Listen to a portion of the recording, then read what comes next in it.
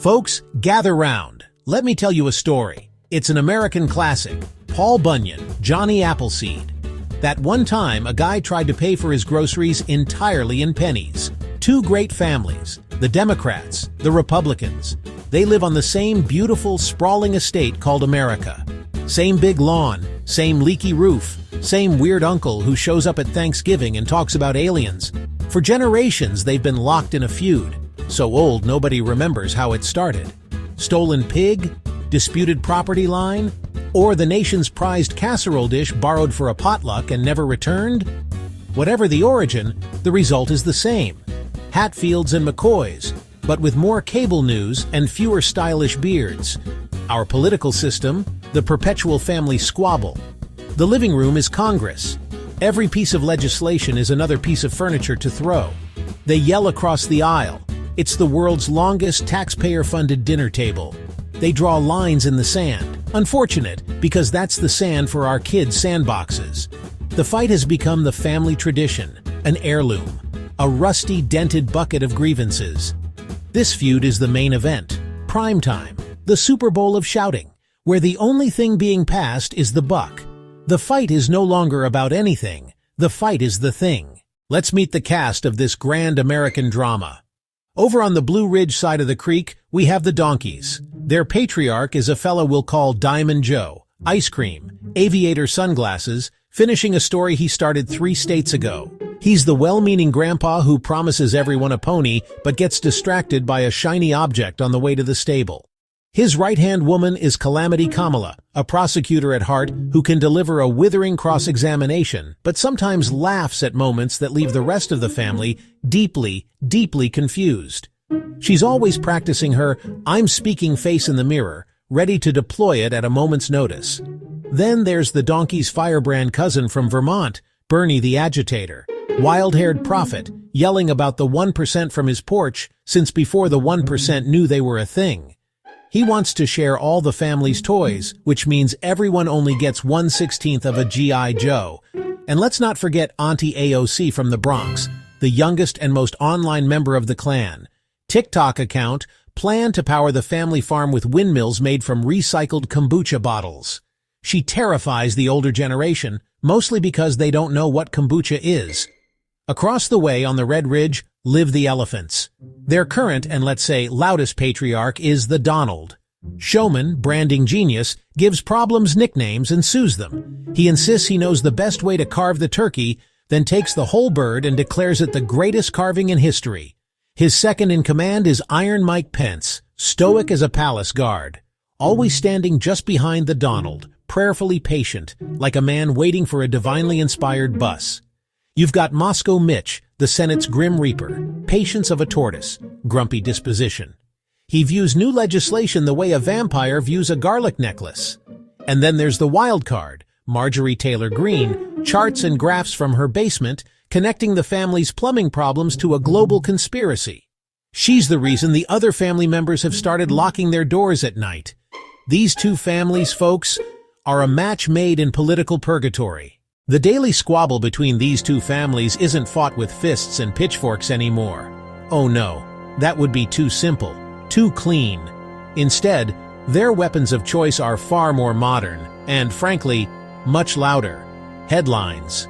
Every morning, a fresh delivery of ammunition arrives straight from the news ticker. Diamond Joe will step onto his porch, clear his throat, and declare, "The latest jobs report is the strongest in a generation. We're building back better." This is immediately met with a volley from the Donald side of the creek. Fake news. The economy is a disaster. A beautiful, tremendous disaster. The worst since the Civil War. We could have won. Easily. The arguments escalate faster than a cable news panel discussion. We're lowering inflation, holding up a chart with a very selective start date. Gas is $5 a gallon. My cousin's kid can't even afford a Happy Meal. It's Bidenflation. Then Calamity Kamala might chime in, discussing the root causes of the high gas prices. A speech so complex and nuanced that by the end, everyone has forgotten what a gas pump even looks like. In response, Marjorie Taylor Greene will produce a grainy photo of Hunter Biden's laptop. Claim, it contains a secret map to cheaper gasoline. If only we could decipher the ancient code. The topics change, but the rhythm of the fight remains the same. One side announces a new climate initiative. The other side screams about woke windmills and the Green New Steel. The donkeys will point to falling border crossing numbers as a sign of success. The elephants will immediately cut to a live shot of a single person hopping a fence and declare it an invasion of unprecedented scale. It's a perpetual motion machine of outrage. The goal is not to convince, but to conquer. It's not about finding a solution. It's about landing the better zinger, the more retweetable clapback, the soundbite that will dominate the evening news cycle.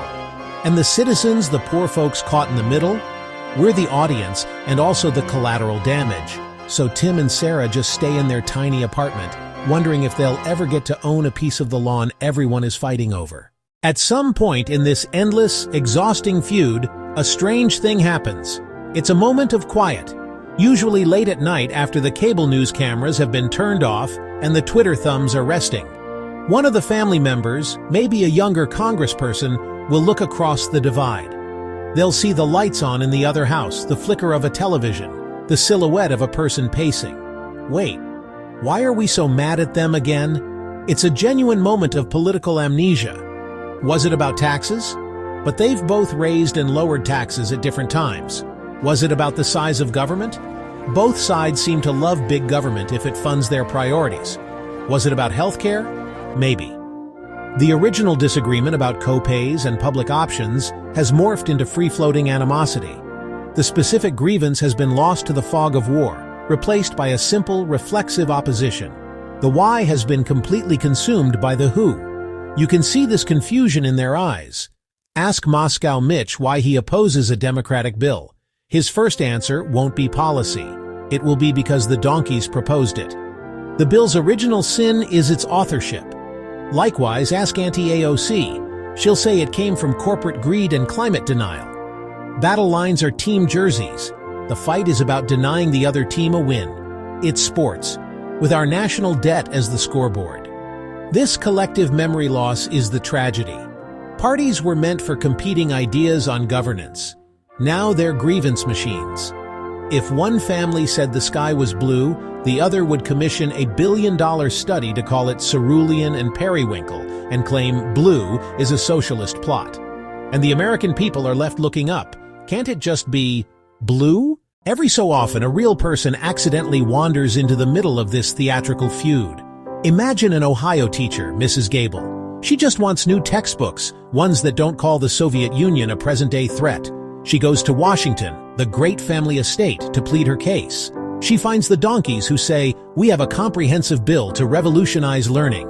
It's 3,000 pages, funding your books, emotional support animals in every class, and mandated plant-based lunches."